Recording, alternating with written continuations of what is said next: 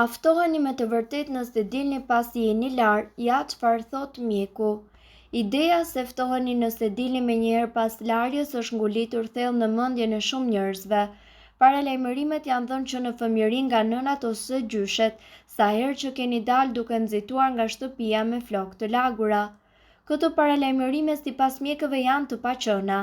Sipas tyre, nëse dalim jashtë me flokë të lagura është e sikletshme, por nuk na bën shënjestër të lehtë të ftorës apo gripit.